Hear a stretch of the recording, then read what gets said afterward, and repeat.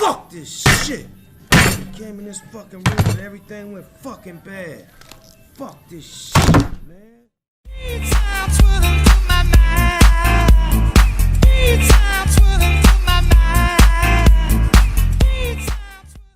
Into the Breach is a single-player turn-based strategy game with roguelike elements that comes from the mind vagina of Subset Games.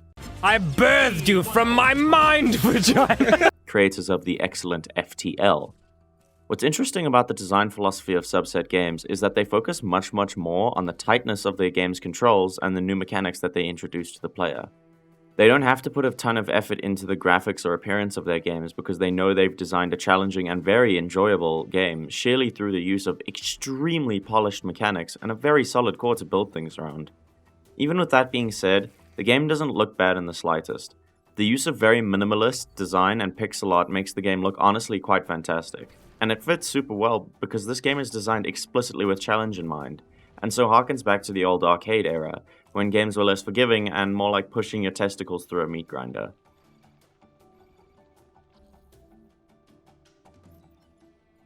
The great thing about this game is its use of systems and ideas that turn its genre on its head and completely reignites the passion that a player may have for turn-based strategy games. While most games in the genre, mainly JRPGs in this modern and very depressing world, involve the player controlling 1 to 4 brightly and oddly colored characters that look more out of place than my green hernia, this game has the player control only 3 to 5 units at any given time depending on the level. The central idea of the game includes 3 things. 1. Enemies will telegraph attacks during the player's turn, and the damage that these attacks will do is shown to the player. 2. The player is not protecting only their units, but is protecting different objectives and trying to achieve different objectives through each level. And 3. Sometimes you can't win a fight, and you just have to try and minimize the damage that the fight will cause. Let me break down what I'm talking about here, and make it more to the point and much less vague. In this game, the player controls 3 units from a predetermined set of mechs. Each mech has its own unique pilot and attacks or abilities that will destroy or hinder enemies in some way, and each one has its own health and movement ability. These can be changed throughout the game through the use of cores. Cores are the only way to power your mech's weapons, give it extra health, or upgrade the weapons in some way. There are also some pilots who need cores to access an ability that only they have.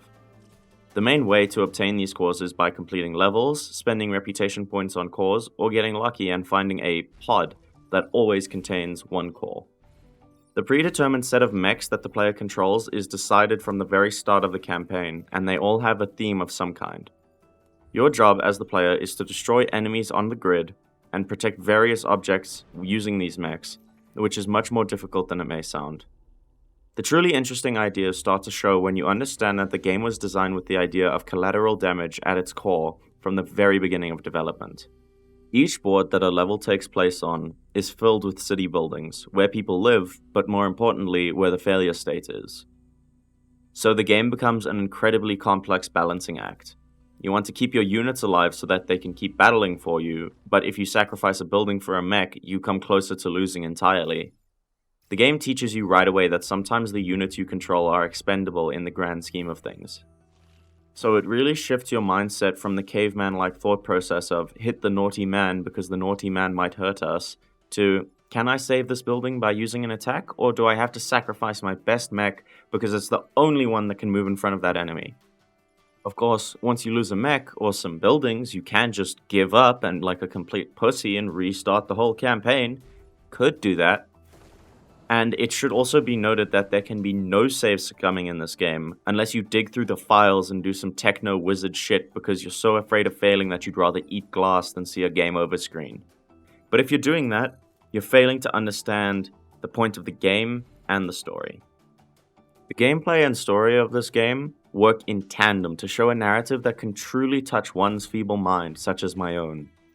On the title screen, the player can immediately see the wanton destruction that lies before a mech and its pilot. This shows rather quickly the themes of the game: failure, destruction, and hopelessness. When a player starts a new game, the first thing they will be treated to is a character being told that they have failed and the dimension they are in has been lost. The character then opens a breach to another one, in an attempt to save different dimensions from the encroaching evil that befell the first.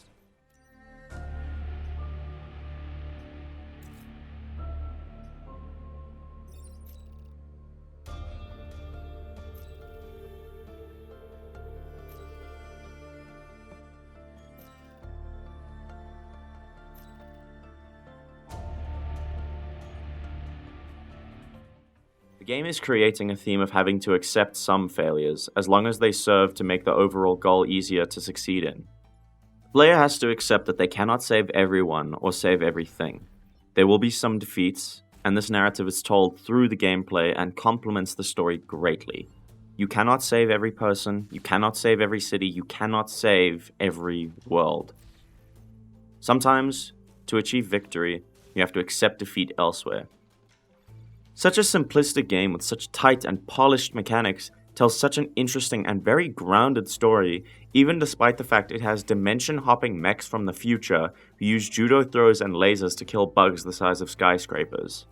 The game is bonkers when you get down to it, but it carries such a deep narrative along with it.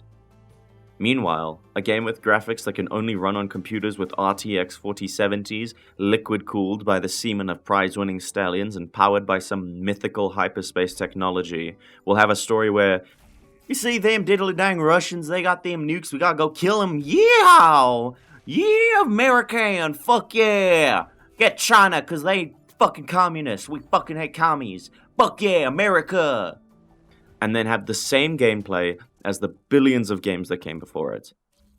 There's a massive difference between polished gameplay and polished looks.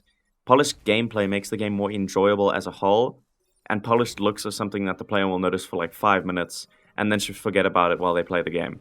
Into the Breach is not the best looking game, of course, but the reason it's so good is because the gameplay has been polished to a complete shine.